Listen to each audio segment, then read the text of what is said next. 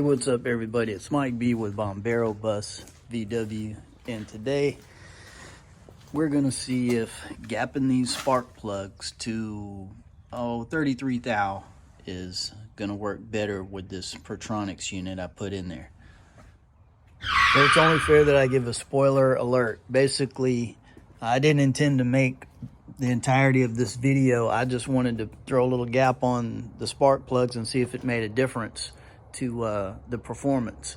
I'll just tell you now, it didn't to me, not by the seat of my pants. I don't have any diagnostic tools or any computers that's gonna tell me if it made a difference. I'm sure it did. I mean, longer gap for the spark to travel, more power. I'm sure it did. I'm talking about by the seat of my pants, and I'm very familiar with this bus. So if there's any that's noteworthy, I should be able to feel it. But like I said, spoiler alert, gapped them to 33,000, didn't feel a difference.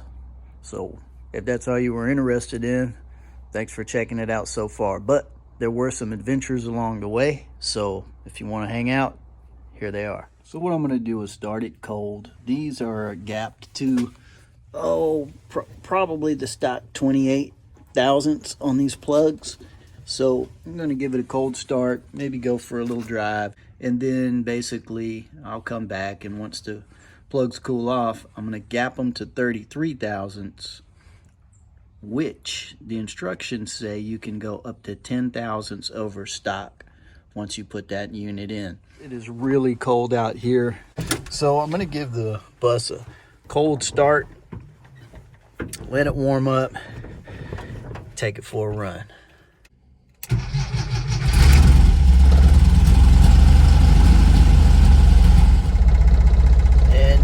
And in normal VW life fashion, one thing leads to another, and bam, next thing you know, you're down a rabbit hole for a couple days or a couple weeks or a couple months or a couple of years.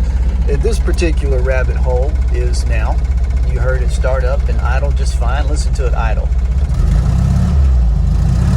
But revving up on it, we got some missing there.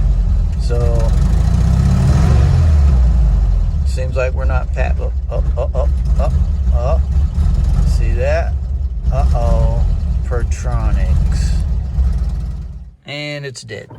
See, this is why you have to be prepared to get yourself home if you're going to be a VW owner.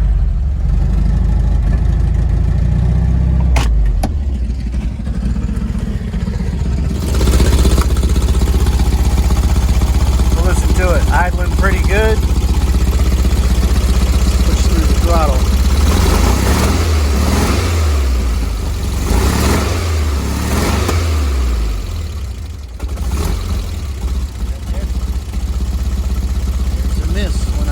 Push through the throttle. So for posterity, I'd like to record what it's doing. It's bucking me around. Oh, and now it's dead.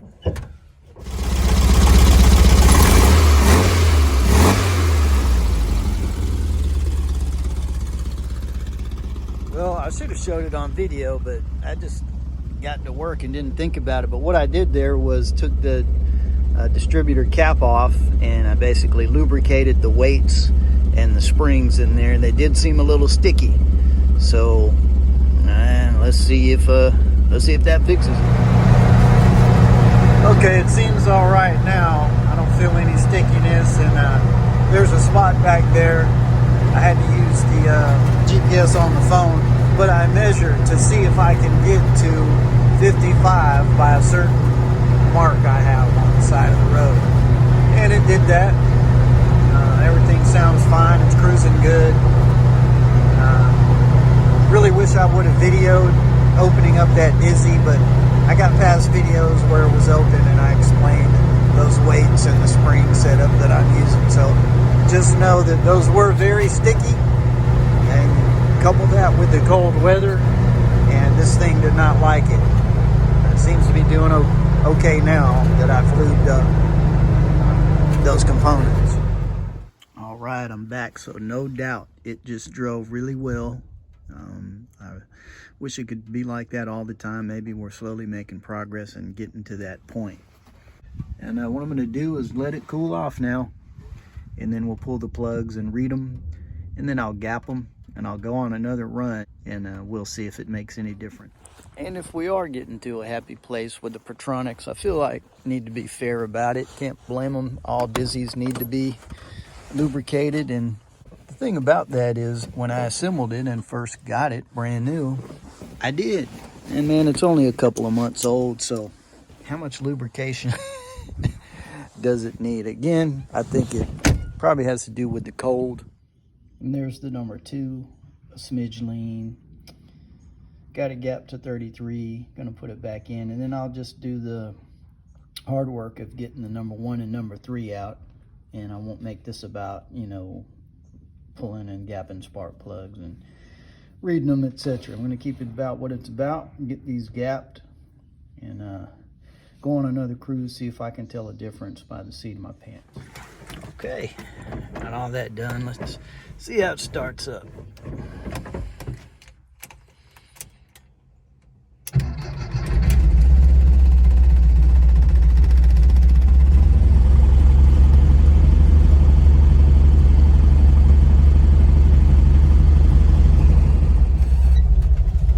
Okay, we're gonna get out on the road, do this real quick, and wrap this video up.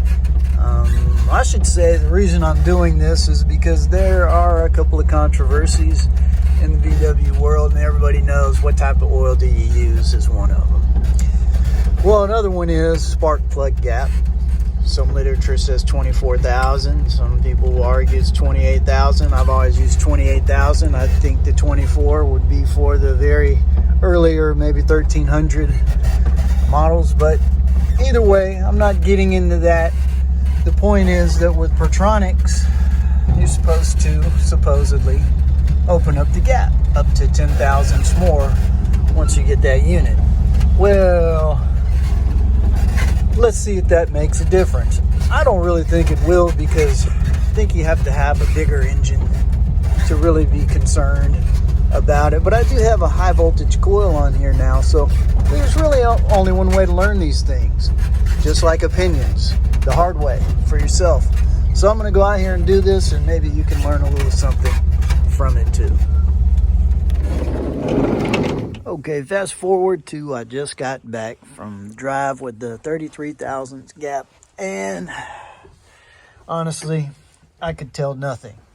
It did run good, and I'm going to take this chance to show you some things. It wasn't my intention, but some kinks I ironed out with the Pertronix, and here's a picture of what I found. If you saw the previous videos, you know that stopper on the coil was bad.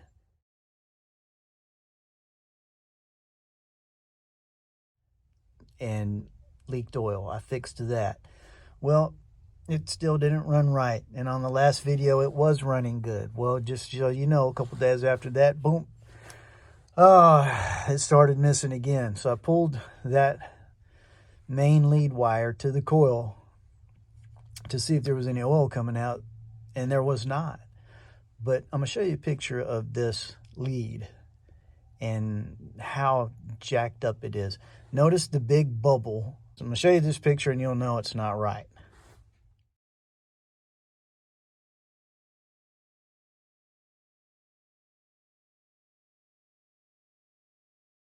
Okay, so I cut that and recrimped it and put it on. Well, now it would idle, and it wouldn't push through the throttle without missing. So I fixed those last two things I just talked about. And then basically what it felt like it was doing and what it was doing is the plates that advance on the Dizzy were sticking, even though I lubed it up prior to assembly, just like the instructions said. The springs and the plates were sticking. So I relubed those, and you know, it's not always this cold here, and hopefully that extra bit of lubrication helps. But since that, I've had zero issues. And so I reset the gap to 33 thousandths to see if I could feel anything by the seat of the pants, and I haven't. So what I hope now is that I've ironed out all the kinks, and this Pertronix is going to serve me well for some time to come. Now, here's what else I learned. You don't even need it. You don't even need it, man. Unless you're a racer and you want to go to the track on the weekends and you're trying to eke out, tenths of seconds, you don't even need it.